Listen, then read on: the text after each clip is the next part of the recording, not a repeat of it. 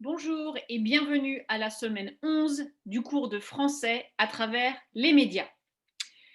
Le thème de cette semaine, c'est la précarité sociale.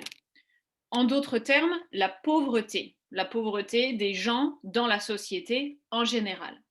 Et les thèmes que je vais aborder dans cette vidéo, il y en a 4. Premièrement, nous allons parler de la définition. Qu'est-ce que ça veut dire en fait être pauvre?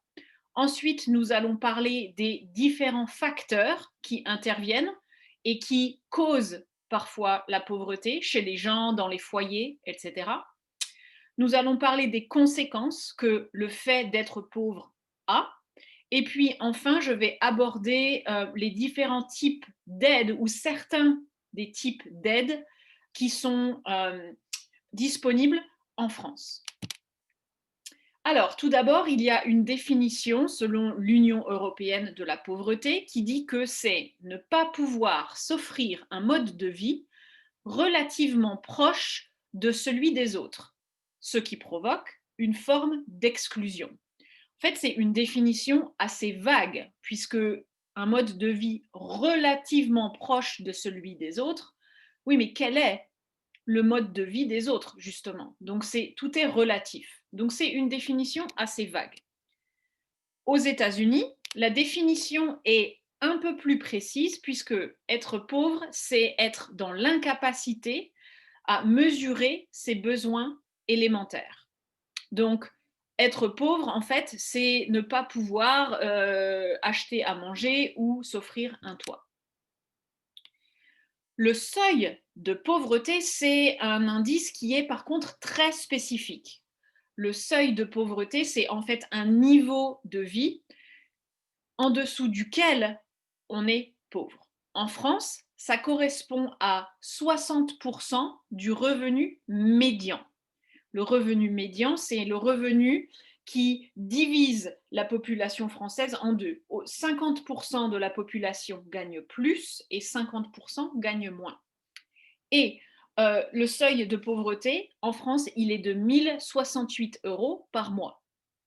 Vous voyez qu'aux États-Unis, c'est sensiblement la même chose parce que ça correspond à 13 300 dollars par an, ce qui correspond environ à 1100 dollars par an. Donc, au niveau du chiffre, c'est sensiblement la même chose. Par contre, il faut bien sûr prendre en compte le fait que la société française et la société américaine ne sont pas organisées de la même façon. Et quand on pense, par exemple, au coût de la santé, le chiffre, du coup, a l'air d'être finalement très différent. Le coût de la santé n'est pas le même en France et aux États-Unis. Alors, les différents facteurs qui font que l'on est pauvre, c'est-à-dire qu'on n'a pas assez d'argent pour subvenir à ses besoins, de façon générale. Il y a le chômage, et 36% des chômeurs en France sont pauvres. Le fait d'avoir peu de qualifications, donc peu de diplômes ou peu de capacité à travailler dans des domaines précis, ça représente 7,7% des travailleurs qui sont pauvres. Être jeune, c'est un facteur. 19% des 18-29 ans sont pauvres. Chez les étudiants, le nombre est encore plus important. 31% des étudiants sont pauvres. Et puis, il y a aussi un chiffre alarmant qui est que 20% des enfants vivent dans un foyer pauvre. Le fait d'être à la retraite, c'est aussi un facteur, mais moins qu'avant. Donc, ça représente moins de 5% des retraités qui sont pauvres. Mais il y a des retraités qui sont pauvres. Les familles monoparentales, donc les familles où à la tête desquelles il n'y a qu'un seul adulte, 33% de ces familles sont pauvres. À l'inverse, les familles où il n'y a pas forcément un parent, mais deux parents, mais plus de trois enfants, 22% de ces familles sont pauvres. Et parmi les immigrés, 38% sont pauvres. Il y a aussi les problèmes de santé, donc quand on a peut-être une maladie chronique ou quand on tombe malade, en général, la perte d'un emploi s'accompagne de ces problèmes de santé, donc c'est plus facile malheureusement de devenir pauvre. Et puis le fait d'un handicap, ça favorise aussi la pauvreté. Alors en fait, on se rend compte que déjà, il y a énormément de facteurs différents. Et bien sûr, le problème, c'est que ces facteurs peuvent tous s'imbriquer les uns dans les autres pour une personne donnée. Donc, quelqu'un peut être jeune, étudiant, handicapé et avoir fait partie d'une famille nombreuse. Et là, on cumule en fait les facteurs qui font qu'on a encore plus de chances d'être pauvre et de ne pas s'en sortir financièrement. Les conséquences de la pauvreté. Alors, le premier qui est plus frappant, ce sont les problèmes de logement. Il y a beaucoup de SDF, sans domicile fixe, qui sont devenus sans domicile fixe après, par exemple, avoir perdu un emploi. Et ensuite, on parle de dégringolade. On perd une chose, et puis une autre, et puis une autre.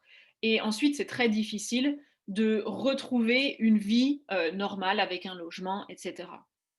Une autre conséquence, c'est la malnutrition. Ne pas pouvoir subvenir à ses besoins nutritifs, ne pas pouvoir acheter de l'alimentation variée, bien sûr, c'est une conséquence d'être pauvre, puisque bien manger, ça coûte cher. L'isolement aussi est une des conséquences de la pauvreté et la plupart des SDF en fait sont plutôt isolés. Parfois, ils sont en groupe, mais ce n'est pas rare d'avoir des SDF qui expliquent que en fait, même s'ils sont en groupe, ils se débrouillent tout seuls pour trouver à manger, pour se mettre à l'abri, etc. Il y a aussi des conséquences sur l'éducation, ça concerne surtout les enfants et les adolescents. Le fait de rentrer à la maison et de ne pas avoir tout ce dont on a besoin, bien sûr, ça influe sur l'éducation, sur le fait d'aller à l'école ou pas, d'être concentré ou pas, etc. Et de ce fait, le manque d'éducation ou une éducation pas complète peut avoir une incidence sur la vie professionnelle et le manque d'opportunités en général. Donc, la pauvreté, en fait, a des conséquences sur tout le monde, adultes, enfants, adolescents, et elle peut vraiment toucher tous les domaines, à tous les âges. L'aide. Alors, il y a différents types d'aides et je ne vais parler que de certaines aides, mais on pourra en classe ajouter vraiment toutes les ressources si on veut. D'abord, il y a l'aide au logement. Alors, l'APL, c'est l'aide pour le logement personnel, en fait. Et ça, c'est une aide dont beaucoup de familles bénéficient. Ce n'est pas quelque chose qui doit aider, par exemple, les sans-abri, c'est plutôt pour trouver un logement et l'État contribue en fait à une partie du loyer pour ce logement.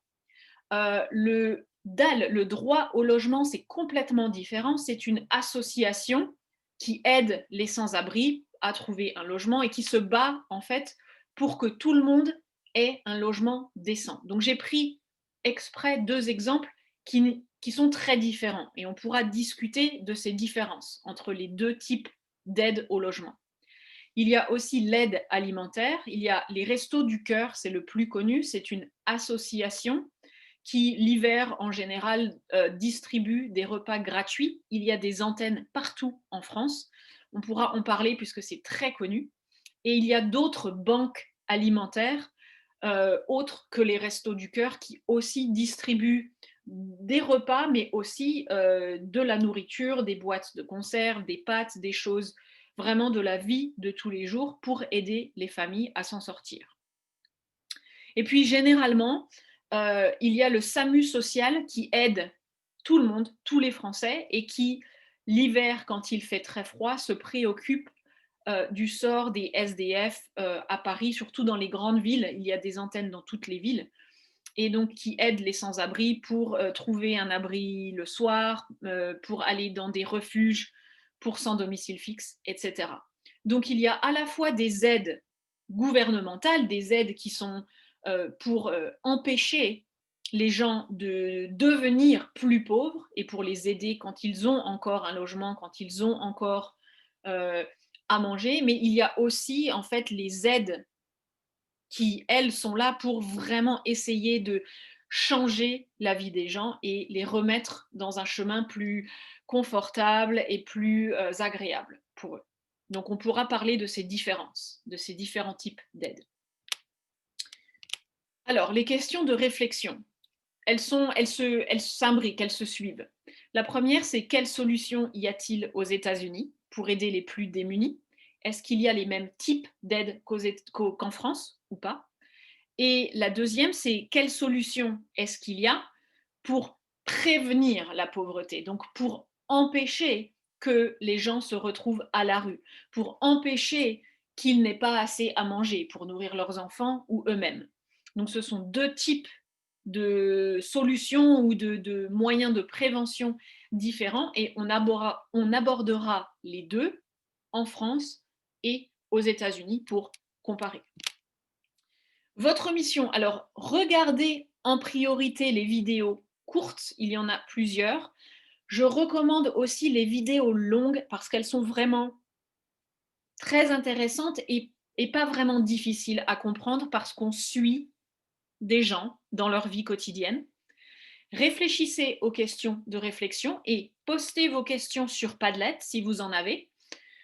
J'essaierai de au moins les noter avant la classe pour qu'on puisse les discuter. Et en attendant, bien sûr, je vous dis à bientôt. Ciao, ciao.